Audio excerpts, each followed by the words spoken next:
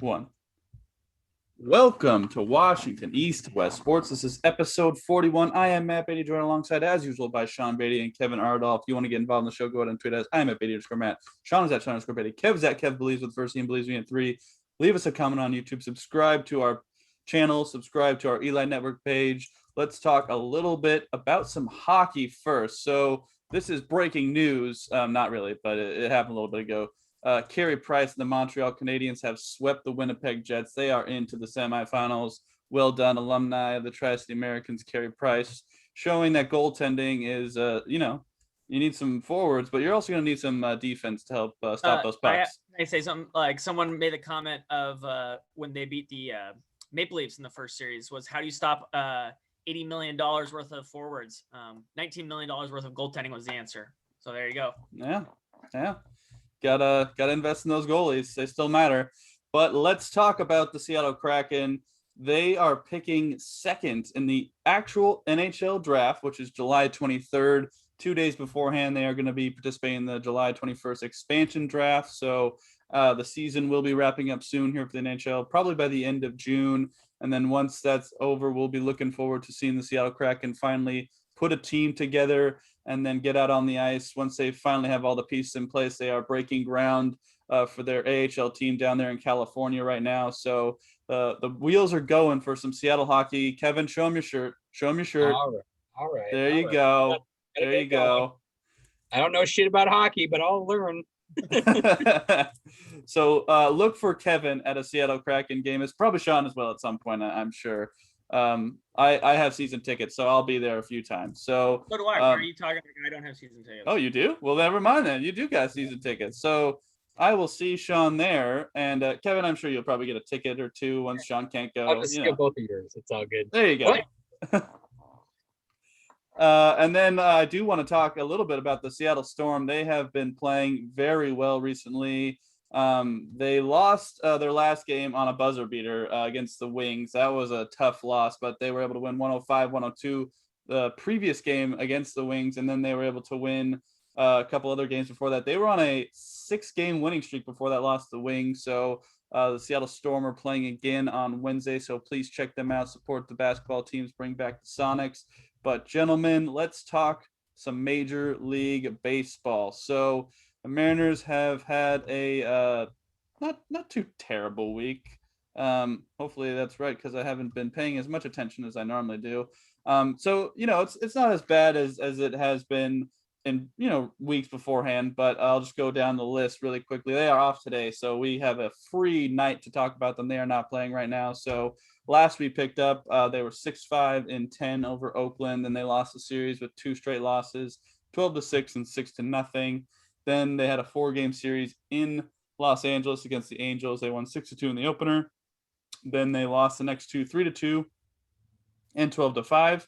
And then yesterday, Logan Gilbert picked up his first Major League win in a 9-5 win against the Angels. They are currently 30-31. So, Kevin, what have you thought of the Mariners this past week? Just the huge. To be honest, there wasn't really anything that kind of, other than like Kikuchi pretty much just killing our hopes after that sexy grand slam. And then just gives up like 5 earned runs, in the next inning and just murders our hope. But and then gets, hurt by a crackback at him. It hit him in the knee, I think, or something. A leg. I couldn't tell. Something. Yeah. I was watching my phone, so I couldn't quite see. So yeah, that was kind of a bummer. I liked kind of what I saw to Logan Gilbert. He got control of his slider again a little bit, because the last time I saw him, I don't know if it was the last one alone. At least the last time I saw him, I don't know if it was the last outing he had. His slider was kind of, just had trouble locating it to where he wanted to put it. Fastball, I still, it's something to work on too. Because a lot of times I just see like just 95 over the plate, and I'm like pure dead center over the plate. I just wanted to see it go elsewhere. But yeah, other than that, Crawford's been having some good hitting. Yeah, good outing too. Like outfield play. And that's about it. Sean, what do you think? So I have a little bit more. I actually am really liking the pitching, the starting pitching at least. So I think Sheffield, Gilbert, Kikuchi before he got annihilated looked really good. Justin Dunn still lost 3-2 to Ohtani. Like, they look really good. All of the guys that I want, Marco Gonzalez looks good. Like, the only one that's not is Flexen, and again, he's the one that's not really long-term future, so I could care less. I want him to play well, obviously, but I'm not super worried if for the long term if he's producing. I'd rather have all the other 5 look pretty well, and they did. They all look they did good things. So I'm excited about that. The bullpen, however, is the bullpen. It's kind of becoming what I thought it was. And again, what I'll tell Mariners fans is, can we please just calm down, take a breath? The bullpen was gonna be bad. It was good in the beginning. We got really lucky, and now we're getting the bad real bullpen. And I will say this: just look for like the guys who are gonna be here in the future. Don't look for, guys that like maybe a Rule 5 Will Vest guy. Don't look for Milton, Montero. Can I just not see Montero anymore? I don't know how you guys feel about it, but I'm just Steckenrider. I don't care. Like, some of these guys, look for the younger guys, the guys that are coming up that could be possibly like Ramirez was up here for a little bit. If Gerber comes up, we're going to have some other guys coming up, but I want to see the young. All I care about is the young kids playing well. I do not care how old guys play in the bullpen. I just don't, because they won't be here. I will said, moving Crawford to the leadoff has been really good. We will get to the very bad part about why he moved to the leadoff in a second, but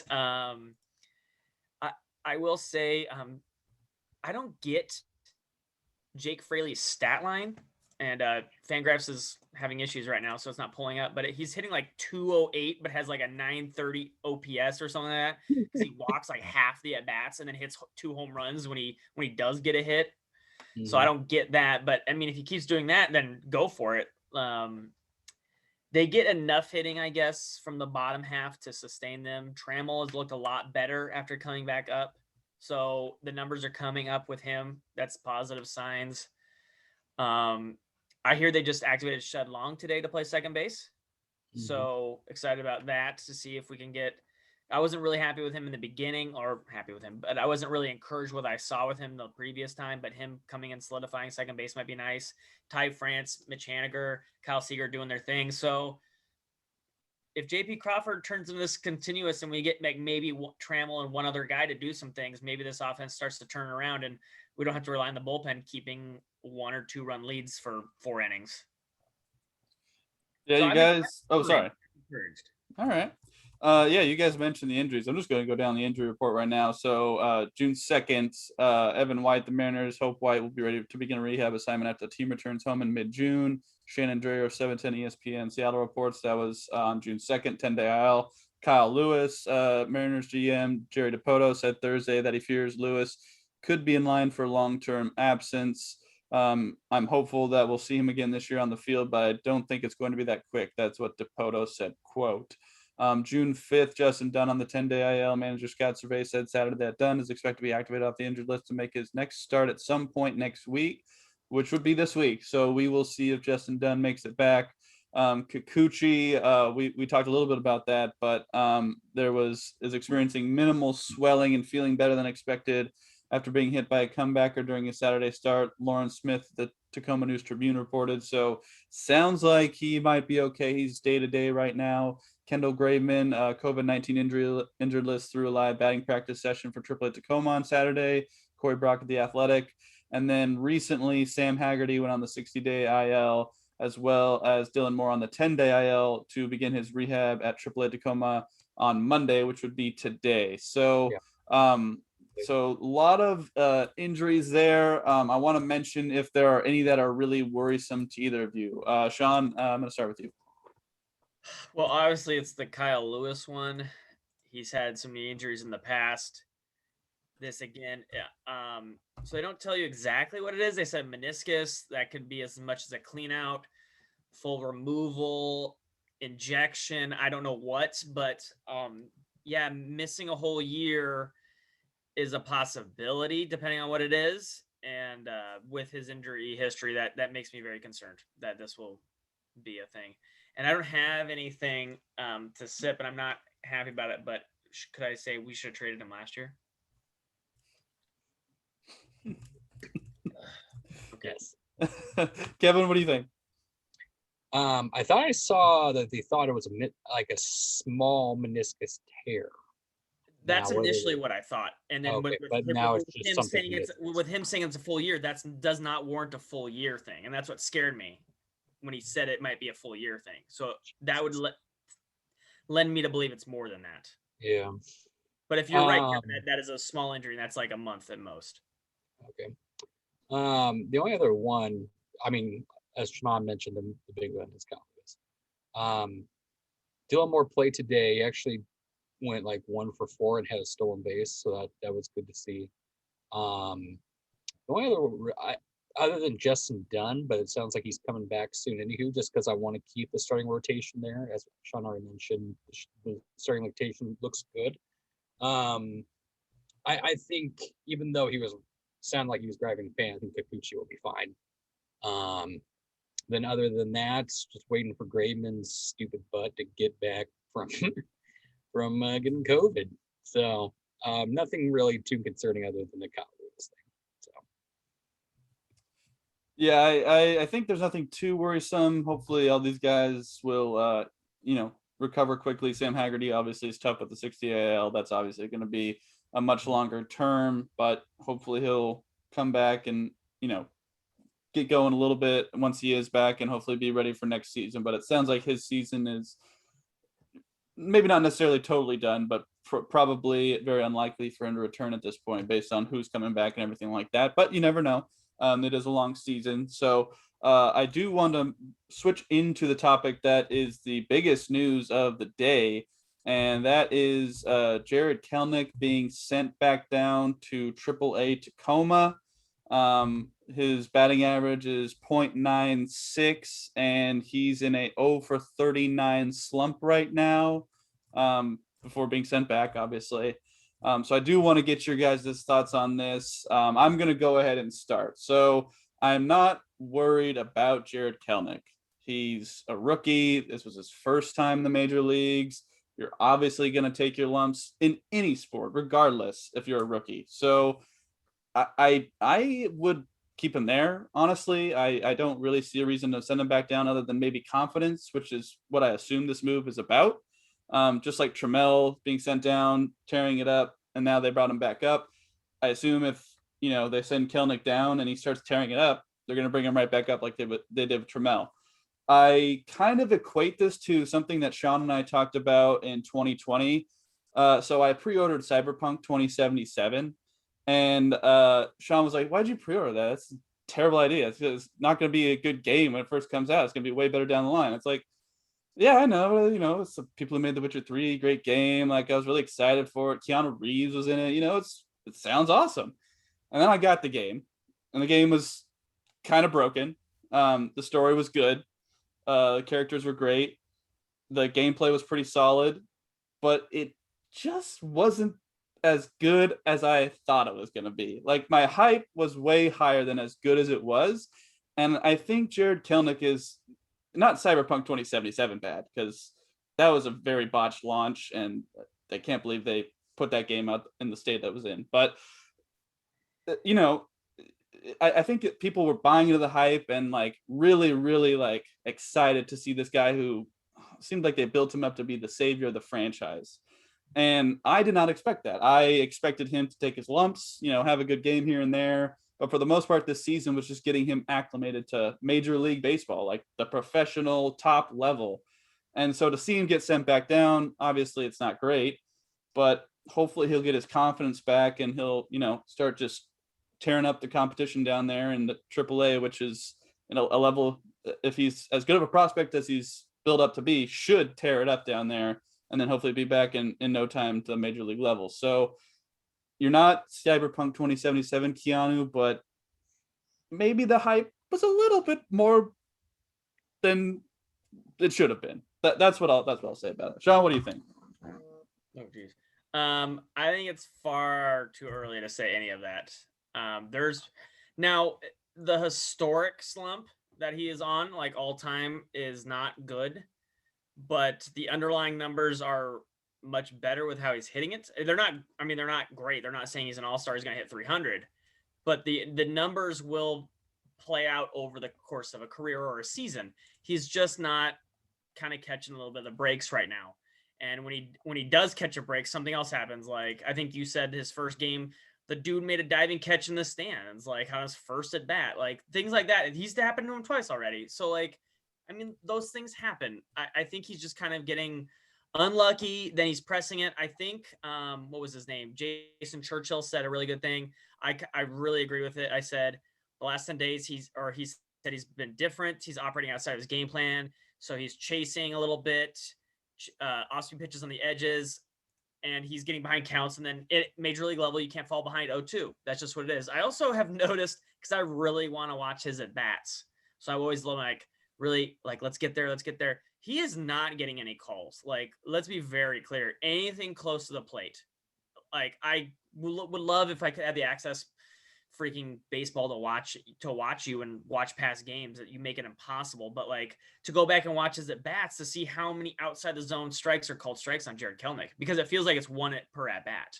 And he's got a pretty good eye, at least in the minors. And it was just like, it's always like the first or second pitch. So now he's like 1-1 or 0-2. And I'm like, man, that first pitch was not a strike, or that second pitch was not a strike. And now he's down 0-2. And in the beginning, he wasn't really chasing, or he wasn't doing things like he was supposed to.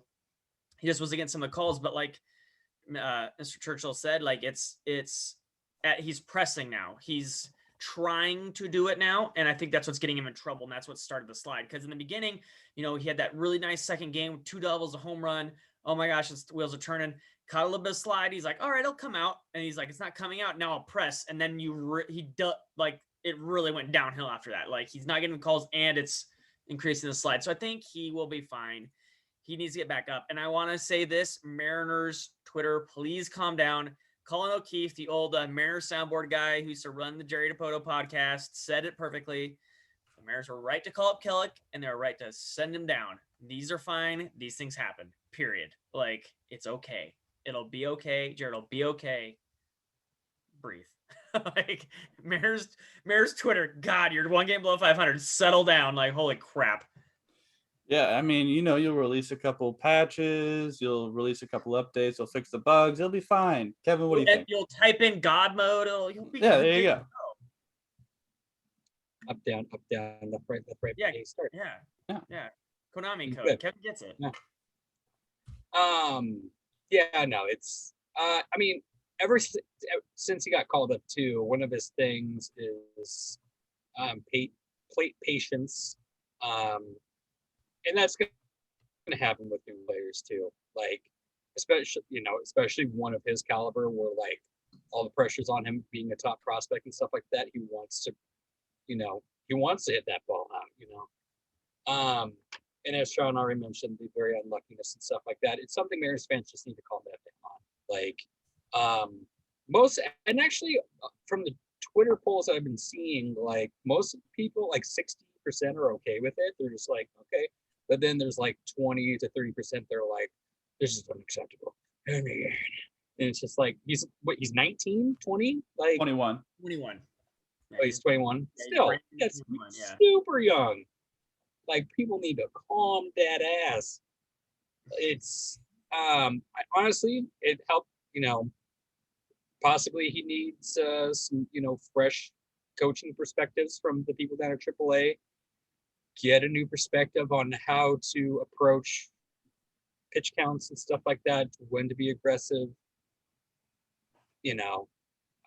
how to hit it, not only just go for the home run bomb type of deal, but also learn how to get the ball in play, learn how to spray it, even though I imagine he's very good at that, but you know what I mean. Just better at bats, quality at bats for him. So this will give him time and practice. It was good for Trammell. I imagine it will probably be the same for Kelnick. I would be very surprised if he continues struggling down in AAA Tacoma, because the pitching is just a whole different sub level. And honestly, I hope it gives him some confidence to come back and do it, because he shouldn't be discouraged at all, because like Major League pitching is crazy. Even if you're going against like the fifth pitcher of Anaheim, like some random F that nobody knows, it's still Major League pitching. Like it's good. They're there for, well, I'll say the majority, not all, but the majority of them are there for a reason. So I imagine we'll probably see him up again maybe a little bit post All-Star break.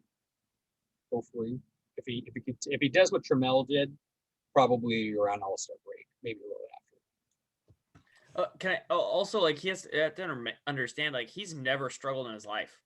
Like high school, he tore up the minors like all the way, and he struggled in front of the cameras. Like, it's what it is. He's 20, like Kevin said, he's 21. He's had 90 at bats above AA in his life, or at AA and above in his life. Like, yeah, it was a big jump, and that's what people are saying. Like, that's what I was saying on this podcast. It's going to be rough. Like, he has not seen major league caliber, and people are like, I was arguing with a buddy. He's like, why are they even send him AAA? I was like, well, he has to see some at bats against guys who are going to be in the majors. Like, he really hasn't. Like, he put up a good game against Mackenzie Court. Like, but he has to see some at bats against guys who are in the majors, and he got a bunch of major leaguers, and he's got to adjust, and he will. He'll be fine. But it's just like he got thrown in the deep end, and he was going to adjust out of it. But like Kevin said, he's getting unlucky. He'll be fine. He'll be fine. Well, I also think there is a lot of hype around Kelnick because of the lack of Mariners success over the last couple of decades. Like, Mariners fans need something to, He's the number 3 prospect in baseball for, not by the Mariners fans, by baseball writers. Like, well, yes. But I think that the Mariners fan base is so in need of some success somewhere. Just like they haven't been to the playoffs in 20 years. Last year. You see Novelli Marte jump to number 19 overall in all of the minors today. Yeah, that dude is coming, and he's coming fast. Yeah, and it's great that we have prospects that are highly ranked, but I want to see them in a Mariners uniform do that. That is the thing. Yes, he's got 80 at bats at the major league level. Like, he's still got more bats at AA. Like. Yeah, exactly. And I'm not saying that it's a bad thing to send him down, but at the same time, that's the pitching he's going to face as a Mariner all the time. Yeah. So I'm pretty confident this is just a confidence thing. And the lesson here is don't buy into pre-orders. But then I'm going to pre-order a game probably next month, and I'm going to ignore my own advice. So, but I'll say this before we move on. Like, it'd be one thing to buy a pre-order, but the COVID year really sucked because he would have had a full season to get all those kinks out of the way with the AA, the AAA, all that stuff. It was more of a pressure thing, I think, with the whole ex-president, I won't say his name, thing. Like, there was a lot of that stuff going on. Is he ready? Is he not? Then he got to such a hot start at AAA, and he had to be called up, which I think we all agree he had to be called up. But, like, this was a very real possibility. Like, much more than a lot of other prospects, much more than Julio will be when he's called up, because Julio is dominating we're going to talk about it, a tournament right now with major league caliber players. He's dominating his level. There's going to be different. So, like, Jared Kelnick's like, didn't play baseball for a year, and here you go, major league. So it's just like, you're 19 your last full season, now you're 21, you go play the Astros. Like, that's hard. So for anybody, any prospect has ever been, that's hard. So he's getting a harder trend than most other prospects in the Mariners system will get, is what I'm saying. Solid segue, Sean. Tell us about Julio playing for his national team of the Dominican Republic. Well, you pretty much summed it up. He got the game-winning hit, I believe, in the last game for them to qualify. I don't know what he's batting off the top of my head, but I saw a tweet from a national guy that said the most impressive people that people are talking about in the entire tournament so far. For those that don't know, it's the qualifying for the Olympics, all that stuff. So he's playing against guys who, like Matt Kemp, you'll notice like all the American team, like they're guys that their names. And he's, right here, write it down, the name Julio Rodriguez, because this kid is talent. It's something crazy. This kid is just different. And yeah, that was after he hit the game-winning hit. He's got to be the MVP of the tournament or the league so far. He's batting number 3 for the Dominican Republic at 20 years old.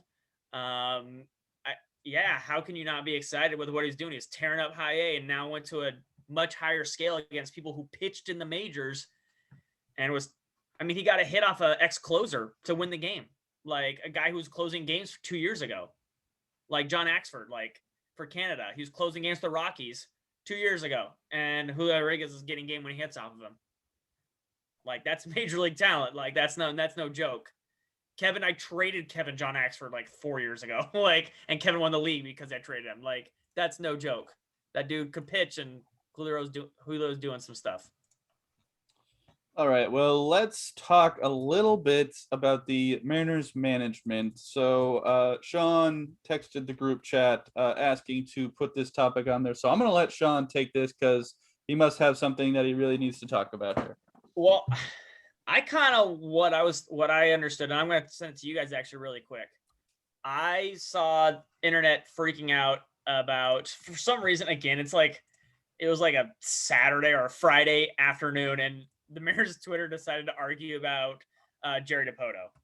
I don't know how it got brought up. Again, we were one game up below 500 at the time, so I don't know what started this, what caused this, but I want to know your guys' thoughts on this.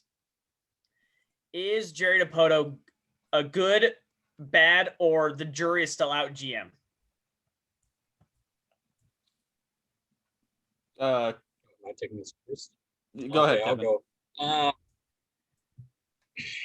Honestly, it's kind of a little bit of both.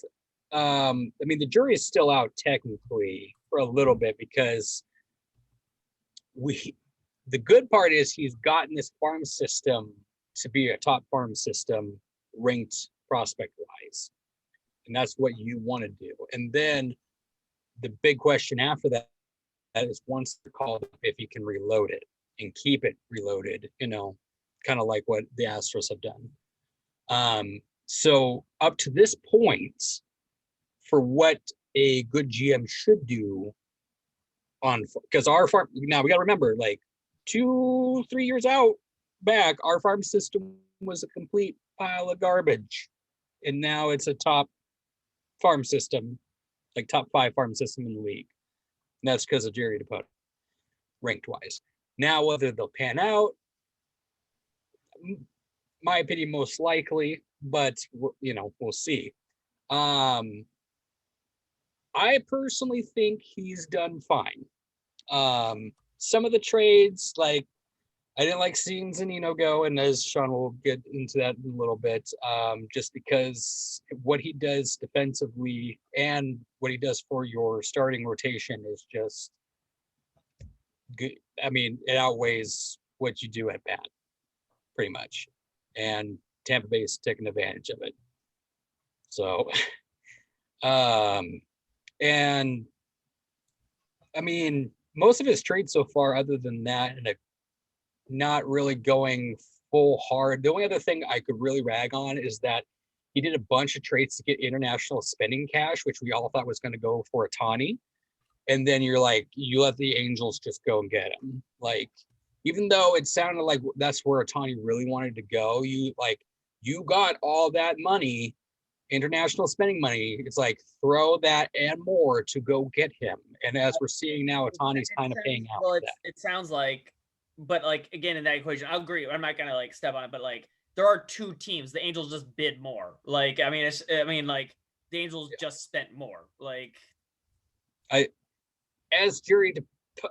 now I don't know how much of this was Jerry Dipoto backing off, like not going higher, or if it's Mariners ownership not letting him go higher. Like, I don't know, like we don't really have the full details for me to say that. Because it's possible that Jerry wanted more, but Mariners ownership said no, we're not putting out more money type deal. But it's just it felt weird at the time that we were trading all these players to get and just making these moves to get international spending money, and then we just for the top prospect from overseas at the time just doesn't go to us, even though we just spent like 6 months gathering it all up.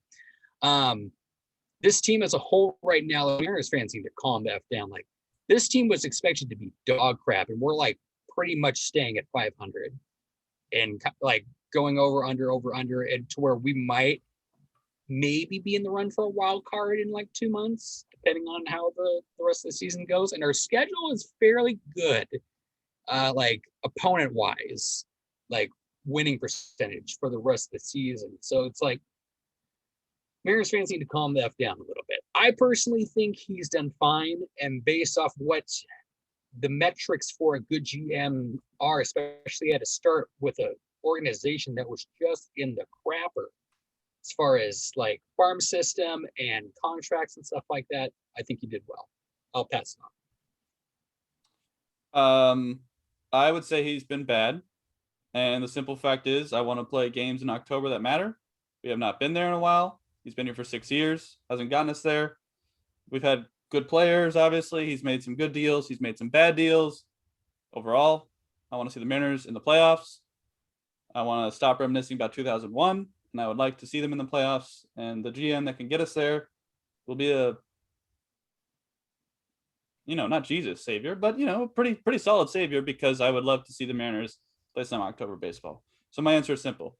No, we have not been in the playoffs. He's been bad. I will correct you. He's been here for 5 years.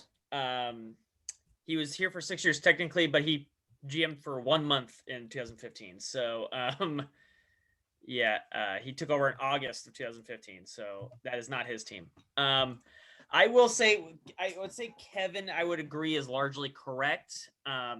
You cannot reasonably expect that team that he inherited with literally no minor leagues. I think they're the 28th minor league prospects in all of baseball. They had nothing.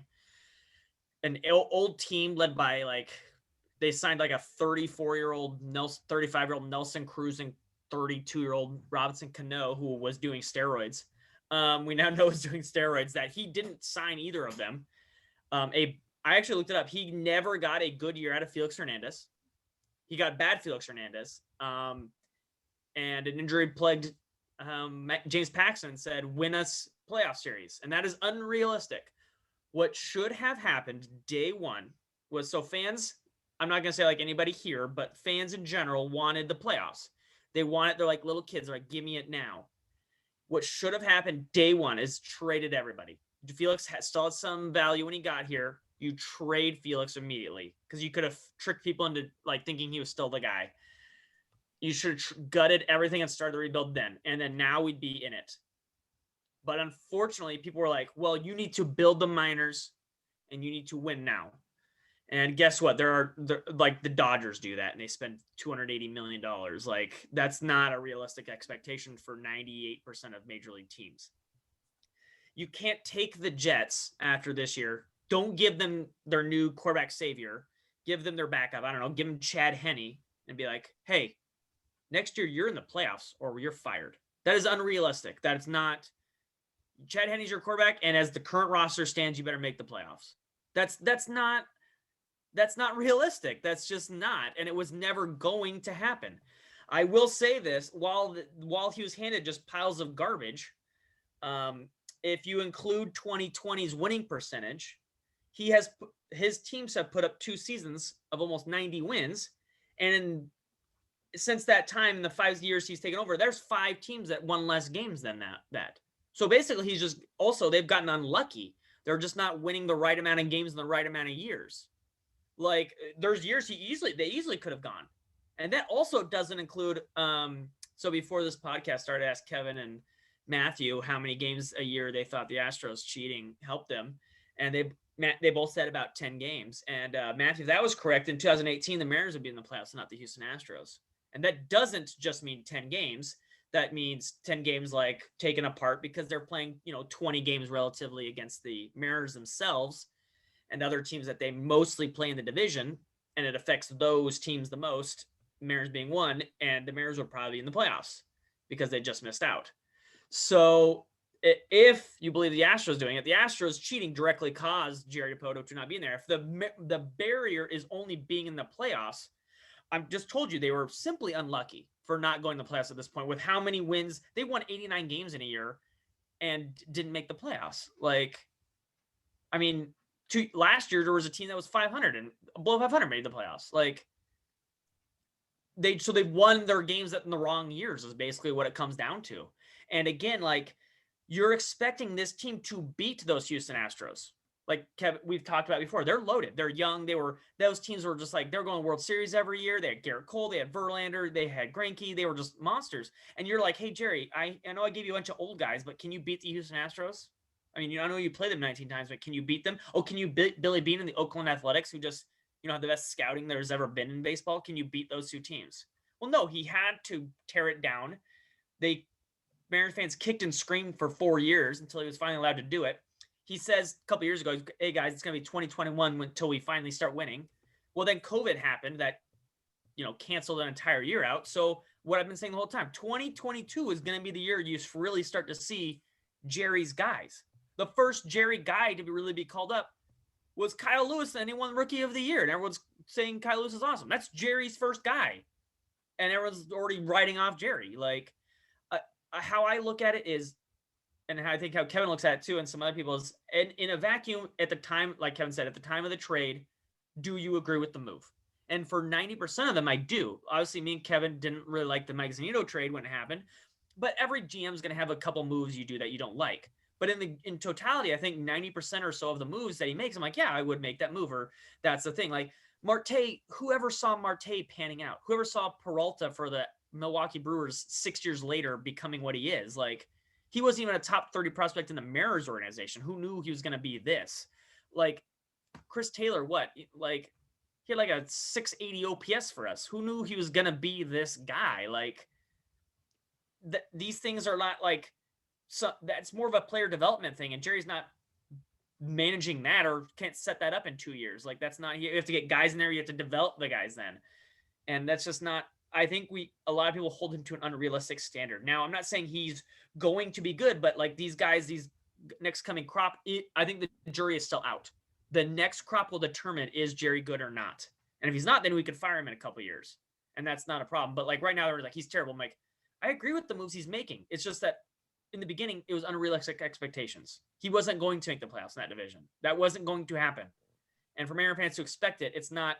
The Jets are not going to the playoffs this year, Jets. I'm so sorry. Like, you're not. Like, you need to understand that coming into the year. Mariners fans, you're not. Like, be realistic. That's all. So let me ask you this. How many more years do you give him before you call him back? Dude, if they don't make it in 2023, he's gone.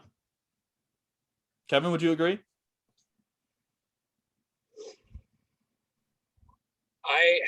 I might, just because of COVID, I might give him until 2024. Yeah. It depends on if like a guy, if they have all Tommy Johns in the minors or something like that, all the guys get hurt. But yeah, like I want to see, like, because the thing is too, like, even if our guys have like injuries can happen and that really affects things.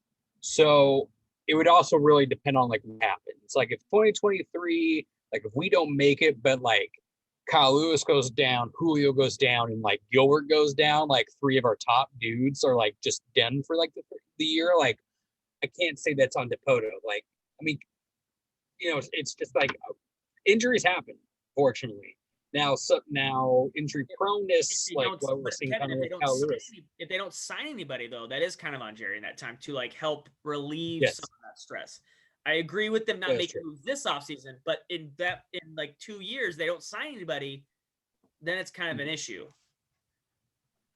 And also, depend on like what we do with the extra plethora. Like what do we? Because so with this core coming up, you want to then go trade off pieces to, as we've mentioned, like with Haniger or Kyle Lewis, to go get veteran guys, like veteran pitching to come in as well, or like good bullpen pieces, stuff to fit in that core, like to like kind of like what the Padres did, pretty much. So that would be interesting to see what he does then as well. Can you? But most of his trades so far have been okay. Oh, I don't. Other than also the other one I didn't mention too was we held on to Nelson Cruz for way too long. We should have traded him. And that's more, like I said. I understand both your points. Like I'm not like trying to shit on Jerry here. Like, he hasn't had the easiest time. He didn't inherit a great team. I understand all of that. And, expectations have never been good under his on his teams. And, there are years where he's had good teams and just, like Sean said, unlucky. But at the same time, we haven't been to the playoffs in 20 years. Like, that is what everyone wants. Like, That's not on Jerry. I know it's not on Jerry, but at the same time, recent history sets the expectation. So I am not going to believe in the Mariners making the playoffs until they make the playoffs. You just mentioned the Jets. The Jets have been to the playoffs more recently than the Mariners with Mark Sanchez. But that's not. They're not going now because of Mark Sanchez. I know, but what I'm saying is, like, you can, like, shit on these teams for having those expectations, but the Mariners had the longest playoff drought in all 4 major pro sports. So 4 teams made the playoffs in baseball. Like 8 teams and 7 teams in football made the playoffs. Like, yes, that's true. But at the same time, like, if the Seahawks missed the playoffs, we'd be throwing fits, right? Based on expectations. We did. We kept Pete Carroll. Yeah. So it's,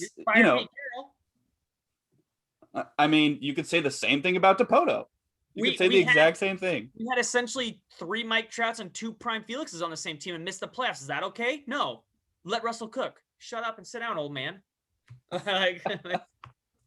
He wasted more talent than Jerry's ever had. But that's a different issue. Exactly. I'm saying, like, you can't be upset at Mariners fans for wanting something that has been gone for so long.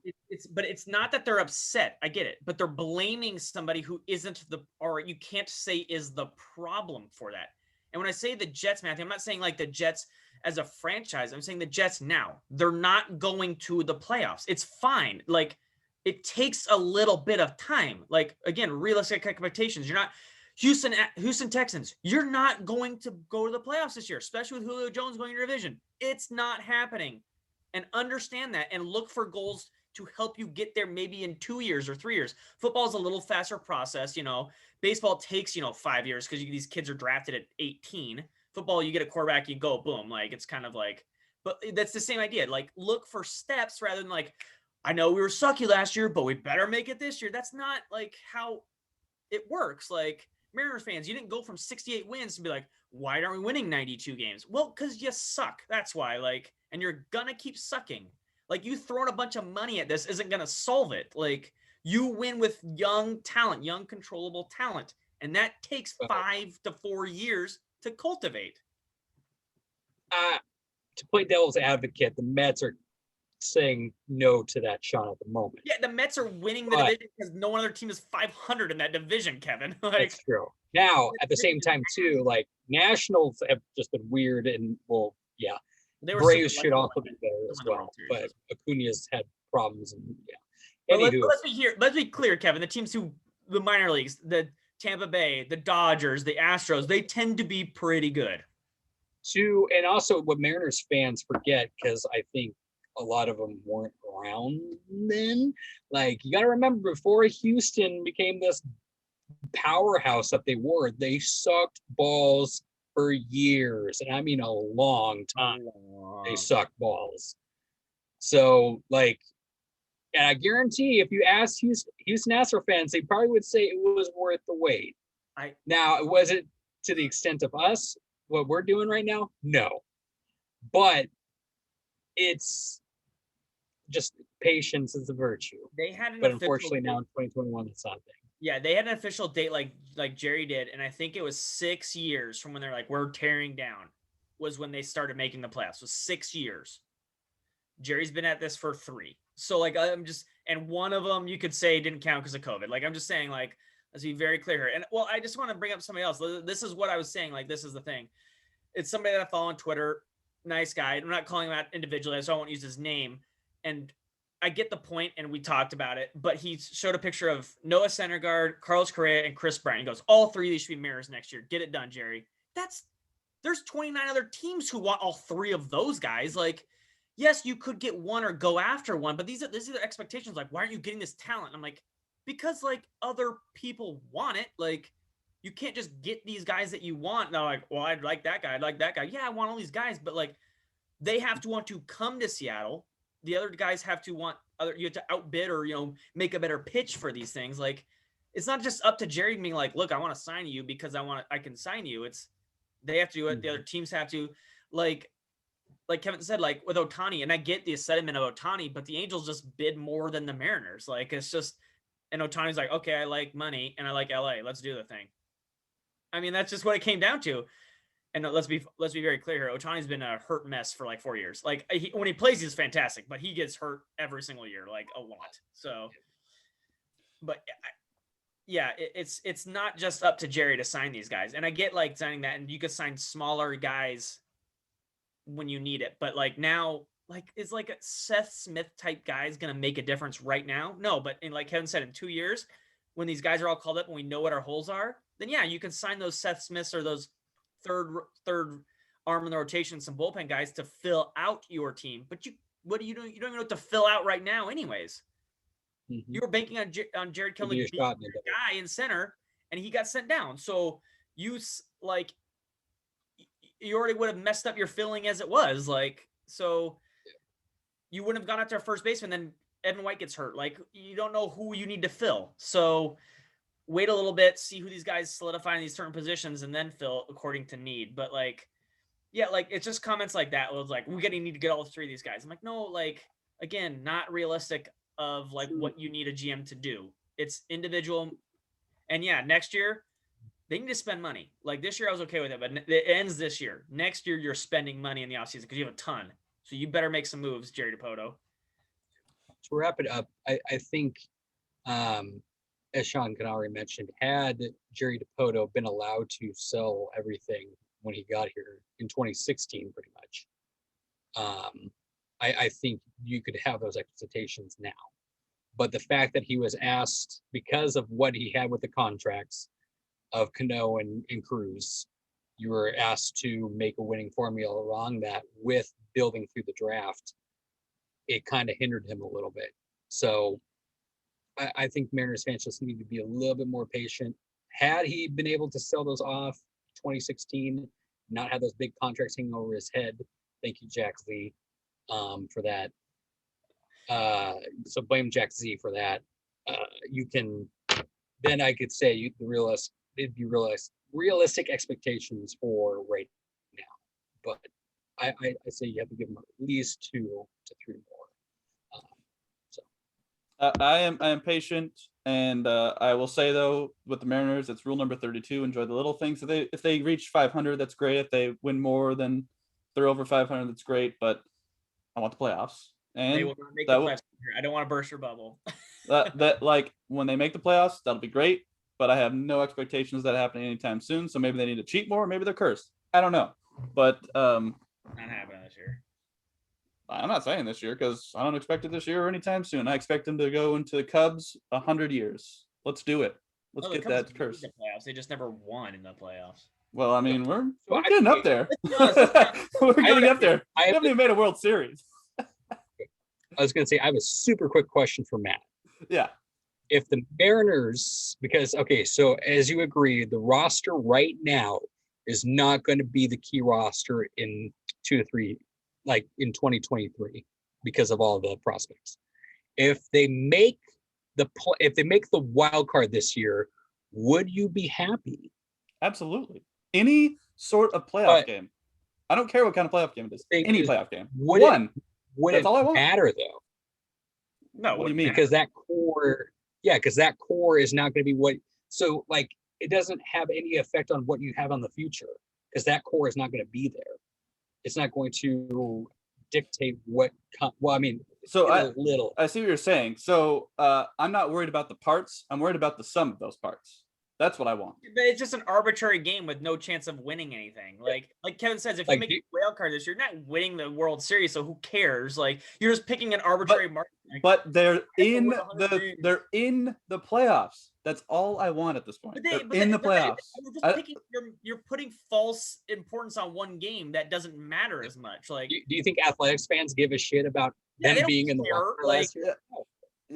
Yeah, because they do it all the time. They don't have droughts. But like it's the same as the Seahawks thing. I don't care if you make the playoffs with no chance of winning. It means nothing. I'd almost But rather you're there. You're there. No, it doesn't. You don't have a chance. The Mariners go right What do now you with mean this they don't roster. have a chance of winning? They played a team they should have beat, the Seahawks. Like, what are you talking about? Yeah, because of incompetence. But they weren't gonna win, like, because of how they're run. Like, they're not gonna beat the Chiefs, the Packers, and the Saints. The Bucks. They weren't gonna beat any of those teams. Like, come on, man. But like, talent-wise, they have enough talent, but that Pete Carroll doesn't know what he's doing. But like the Mariners, like as it constructs, like you want to make the playoffs, who cares? Like I want to win World Series, and the teams, like Kevin says, like it's constructed this year, isn't gonna do that. All going to playoffs this year means is you get a worse pick. That's literally it. That's literally it. I don't care about that. That's what I want. I want them to be in the playoffs. Okay. Anything can happen in the playoffs. One game, Sean. Yeah, then you get slaughtered next game. It doesn't matter what the one. But game then there are is. more games. Like what? I don't understand what. Like here's the weird part. You guys crap all over the Seahawks management, and they win games and go to playoffs. And but don't win anything that matters. They've had more success than the Mariners have had in the last 20 years, like combined. They have a Hall of Fame quarterback. Yeah, absolutely. Okay, so why would you not want that and those expectations for the Mariners? I don't. But you give a pass to the management. I hate what the Seahawks are right now. I hate it. They could be better. They should be better. This isn't acceptable from the Seahawks. You have. What I will say, Mariners fans, you should be pissed because you know how hard it is to get. A quarterback in football is like having 3 Mike Trouts and 2 Felixes. You cannot waste that. How dare you waste this? And they're wasting it right now. Stop wasting Russell. Just we wasted Ichiro, wasted Felix. Like you're not upset about any of that. Like one pitcher doesn't mean shit. Yeah. You can have Ken Griffey Jr. doesn't mean shit. A quarterback means more than like 5 players because it's the most important thing. Yeah. Ken Griffey Jr. cannot get you to the playoffs by himself. We saw that.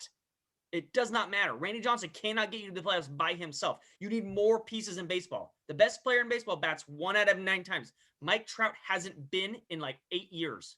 It doesn't matter what one player for baseball is. It's not the same. You can't go one player to one player. That's not how it works in baseball. The position of the quarterback is just so much more important to a team's success than any position in baseball, just because of how the game is played. And to Sean's statement, yes, they have been wasting it to a degree because of what the style.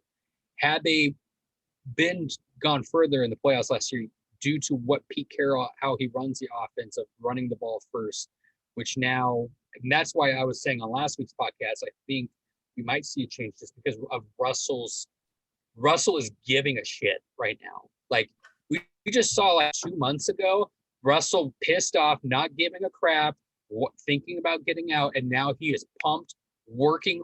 I mean, Russell's always had that mentality, but like we're seeing it to a degree we haven't seen it before, and that makes me think that this what's the OC's name again? Over the Rams, Waldron is going to be like I personally think, and it's silly like this, as I mentioned, that Pete Carroll believes that only 2 coaches are better than him, which there are more that are, and that is Belichick and Saban. And the LSU coach, because he drafts for them. But with Saban coming out and saying that running the ball does not win championships anymore, I think that finally got in the old man's head, clicked, like, oh, and the fact that, your franchise quarterback, who is the only reason you have a job at the moment, is wanting to leave, that extension can kind of get cut, type of deal. We won't go into that to full detail, but it's, to Sean's point, yes, a quarterback is just night and day. It's not even a scale, to be honest. And more important to a team's success than any player position. I want sustained, legitimate success for the Mariners rather than like, random wild card that one team gets one year, like the Rockies, and then gets embarrassed, and then you don't see them again for 8 years. That does not deem success for me. If that happens, I still say fire Jerry Dipoto. You need sustained success. I mean, or look at on paper, the- sustainable look success. at the Yankees last year. Yankees made the playoffs and they fired their coach. Yeah, like it's Like, at a certain. Well, the Yankees are level. different. Well, yeah, but at a certain talent, but they have the talent. They should be in the playoffs. They should be doing Yeah. better. they should And I they want the should Mariners to be. that. Mhm. If they don't have the talent, then don't fire the guy. But once you get the talent, hold the standard of that talent. The Dodgers there was the year before they won the World Series, they were going to fire Roberts, and the evidence supports that he's really not a good manager, but the talent's so overwhelming it doesn't matter for the Dodgers. But like it doesn't, like, I want as on paper the prospects that they have too. Like, it shows that if they come up and some of them are decent or reasonably good, they do have that sustained success that you fill in with free agents, and that's what I want. I don't want the barrier for me being happy as a Mariners fan isn't making a wild card next year, losing and getting embarrassed because Marco Gonzalez is the number one and they throw out like Justin Verlander and we get slaughtered 8-1, and then we don't make the playoffs for 3 years. That's not a success for me. I don't care about that 1 year that changes the longest drought in history or whatever. That doesn't change anything. I want, like, I'll wait another year to be like, okay, now I can make the playoffs for 2 more years and actually make a run at the thing. I'd rather do that than the other alternative. Okay, that I can agree with. I like sustained success. That's what I want. But at this point, I'll take anything. That's where I'm coming from. I mean, Yeah. I'm not like, All right, let's transition, boys. Yeah. Yes. Oh, go ahead. Well, Real quick. I would say you're in the playoffs. You're in the playoff rate for the Mariners. I would still trade the pieces because this is not like Kevin said, this is not the roster that will win it. So you get a great offer from Mitch Haniger and you're in the playoff race. I still trade Mitch Haniger. I barrel down. We are in the future, not the That's hard. I know. So, Jerry might get fired on that trade alone, but I would stick to my guns. I'm like, damn it, I'm going to make the playoffs in 3 years for. if I'm Jerry, to be honest, I'm actually kind of more on Sean's boat of last year. I'd be like, hey, the Kyle Lewis guy over here looks better than Haniger. Can we get something for him to where we can that keep ship Haniger sailed? on our That ship team? sailed. Another knee injury. That ship God. Valley just went downhill like that. Okay, let's go. On. Yeah, 'cause Okay. Haniger right now is looking like the best one out of all of them. I mean, I think Julio will surpass him. I think Julio will be the best, but All right. anywho, So let us know what you think of that lengthy conversation here. Go ahead and tweet us. I'm at Beta _ Matt. Sean is at Sean _ Betty. Kevin's at Kev's Leads. Person believes me at 3. Subscribe to our page on YouTube. Follow our page on the ELI Network. Leave us a comment on YouTube. Tell us what you think of how Jerry Dipoto is doing. We are running low on time, so let's get to just one last topic from the Seattle Seahawks. Michael Dickson, the Seahawks punter, has signed an extension, a 4-year extension that includes $14.5 million in new money that could reach as much as $16 million. It will pay him $10.6 million over the first 2 seasons and includes a $6.5 million signing bonus. This is according to ESPN's Adam Schefter. So we did talk a little bit about this on Twitter, but I wanted to bring it up on the show. Just wanted to get your guys' thoughts. So I will go ahead and start. Yes, we talked about this on Twitter. Money could be spent other places, obviously. But with how good Michael Dickson has been, this is absolutely warranted extension. Money, I'm not a finance person. Sean has more expertise in that. Whatever, I'll let him talk about that part. I think just in the sense of signing him to an extension, he is a good player for the Seahawks team. He has earned this extension, and I am happy about it. As Sean has mentioned, Seattle special teams don't matter as much, but it's nice when you don't have to worry about having a kicker who's going to miss a kick, like a Blair Walsh or if Seabass going to tear his ACL before the game or something, So it is nice to have those special teams positions locked up, and they have all of them locked up at the moment with Jason Myers, Michael Dickson, and Tyler Ott, the long snapper. So there's 3 pieces you don't have to worry about. Now, are those important pieces? No, not really. But they're still pieces, and they still matter. So I like the signing. Sean, what do you think? You just answered the question. Does it matter? No. Why is it good then? I get the idea. We talk about this. Like, yeah, Dickson is really good last year. At least he was average the year before. But he's a good punter. Like, I get it. But at the end of the day, 99 times or 90 times out of 100, I don't want to see, or 100 times out of 100, I don't want to see Dickson.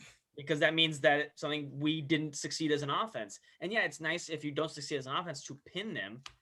But at the end of the day, if you're telling me like, look, I'm gonna like spend more money on this and I can't get this tackle for Russell, and and if I don't sign Dickson, I might get a worse punter. Well, yeah, but like just I can even get like a bottom third punter and still be okay as long as I get a better tackle, because the better tackles effect on my games and winning my games and winning my drives is much more than my punter's ability to do this. Now, yeah, you don't want to like meet the three of us running out there punting footballs. Like, I mean, like an NFL caliber guy. He could be a bad caliber guy, but bad at least. But it doesn't matter as much. Like I talked about. I believe John Ryan is on line one. He wants to take back all of his things that he's done for this team. Sign John Ryan. Like, who cared at that point? Like, money wise, wants to do vet minimum, do it. Like, but like, it's. I don't have the numbers now, but I was saying like Kansas City punted like 2.9 times a game last year, and they, out of the teams that were in the Final Four, they were the second most. Tampa Bay punted the most. Packers and Bills punted the least in the league. Good teams don't punt. So you want to not punt, invest in the people other than the punter. And again, Matthew, your point's right. Good one's good to have, but at the end of the day, punters and kickers, I'd rather spend the money elsewhere. And the numbers say spend the money elsewhere. Kevin, what do you think? I think it helps more, and I'll kind of go into that here in a little bit, when your defense actually is better than, and unfortunately ours is not. Ours was 24th ranked last year. There were times, and I kind of went back and looked at it a little bit. 2 of them were against the Rams, where we had the ball inside the 5, and the Rams went down the field and scored. So it's like, what's the point of getting it inside the 5 if your defense can't even hold them off? Like, now, if you have a defense that can, then that's why John Ryan was so effective, was that John Ryan could get it within the 10, and then you had the Legion of Boom. It made it easier for the Legion of Boom to be even the Legion of Boom type of deal. But when your defense is doing what we did like last year, now, do I think the defense will be better this year? Yes. I don't know. Will they be top 10? Most likely not. It just kind of depends on that. Is it the money worth it? In my opinion, no. Is it important?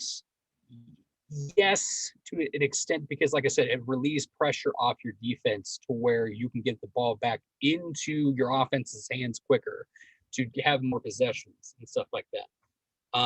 And also keeping points off the board to make the pressure off your offense of having to score, even though that's what your offense is supposed to do. But you're not in a holy crap, we got to score now type phase. It's the weird, basic standard metrics of stuff is what I'm pretty much trying to say. Yes, offenses are the reason why you score, and you should put more money into that because that's what you want to do. You want to be able to score as quickly as possible with the best offense available to you. And that's what you see with like Buffalo last year, Kansas City, and stuff like that, where they're just going crazy down the field and nobody can stop them type deal. And I think you have that ability to do that this year with Russell and this offense. But the thing is the O-line is what's holding them back, and especially on the right side. And would I have liked to see that money go to a veteran right tackle? Yes. Or a guard, since what's his face is going over to left guard, I believe. Kid we draft Lewis. Damian? Lewis. Excuse me.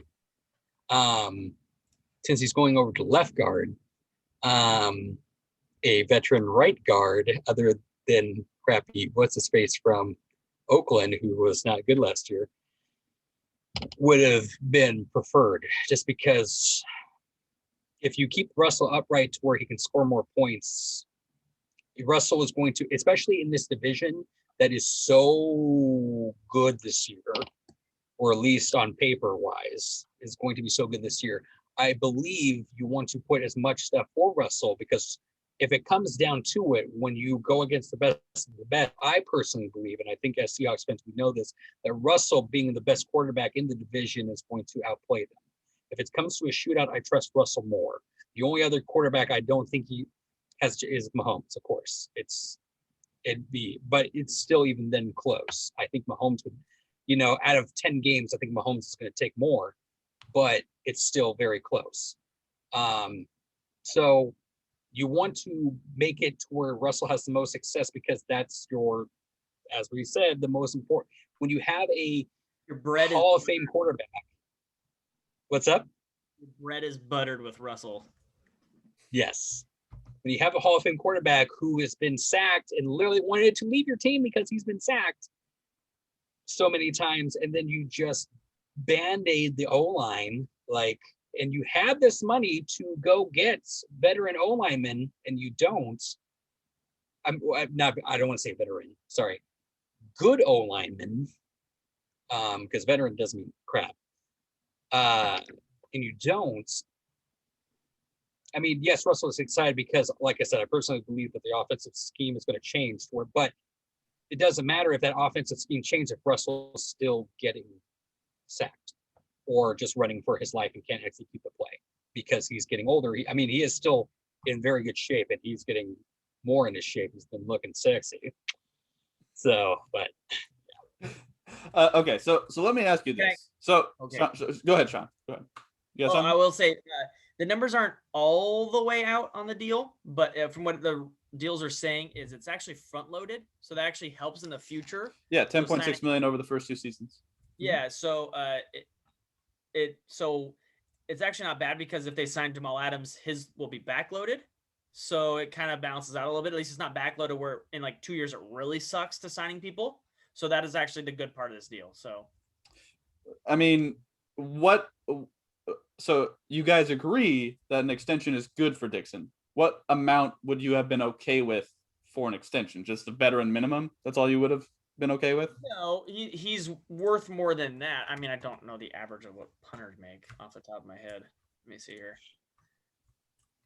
It's tough because it can't be more than a few mil for average punters. He's very good at what he does, but when he only does it once a game, I mean, when you only want him to do it once a game. 1.5 a year is probably what I give him. Maybe 1.8, something like that. 2 million. I mean, 1.8 probably. Yeah. It'd be like giving a big contract to Haggerty, who's on your bench and just comes in to pitch run. Pitch hit. Like we said, the Bills punted 1.9 times a game last year. Basically twice a game. If you don't punt, and then we've literally just wasting this money on the sideline, which is a good thing. But again, it could have been used to help that defense, or could have been used for whatever. We gave up 41 points against the Bills last year. We could use anybody on that other side of the ball to stop the Bills rather than a punter, because we scored 38. A punter, Dickson was not the problem in that Bills game. So, but that's my problem with it, is we have so many other issues. And again, Dickson's going to be the second highest paid kicker in the league. So, I mean, if Russell has a proper O-line, I think Russell wins that shootout against Josh Allen. Yeah. So, but yeah, that's what I'm saying. It is a little bit overspend. It's not like we overpaid for a crazy wide receiver or something like that. I'm not saying we didn't pay 15 a year for somebody, but it is Julio don't pay 11, but it is a couple million more than I would like to spend. Is it going to break this team? No, but he was originally scheduled to make 3.4 million this season. Final year. But that's the second most in the league. He's the second most expensive punter in the league. It's just these little moves like this are indicative of a bigger issue. It was my Jerron Brown situation. Why are we paying a third wide receiver when we don't use a third wide receiver and we have guys we drafted to play? That's my issue. It's an issue of philosophy, not the individual player. Dickson's great. Dickson's top 3 punter in the league. But do we need to be paying our punter top 3 money? Probably not. That's kind of the point. Same with running backs. Do we need paying a running back that much? Probably not. Do we need to pay kicker that much? Probably not. it shows me all the way that Pete really doesn't quite get it, like where to spend the money. Mhm. That's the issue. That's a good point. All right. Well, let us know what you think of Michael Dickson signing an extension. Go ahead and tweet us. I'm a _Matt. Sean's at Sean's Ready. Kev's at Kev's with first name, believes me at 3. Go ahead and leave us a comment on YouTube. Subscribe to us on YouTube. Follow our page on the Eline Network. Next week, I am sure we're going to have some stuff to talk about, probably some Jamal Adams stuff, because we didn't get to that this week. So tune in for that next week. And, we'll see how Mariners prospects do, and we'll see how Jared does in AAA. So I'm sure we're going to want to talk about that. So with that, we will see you next time on Washington East to West Sports. You stay classy, Washington.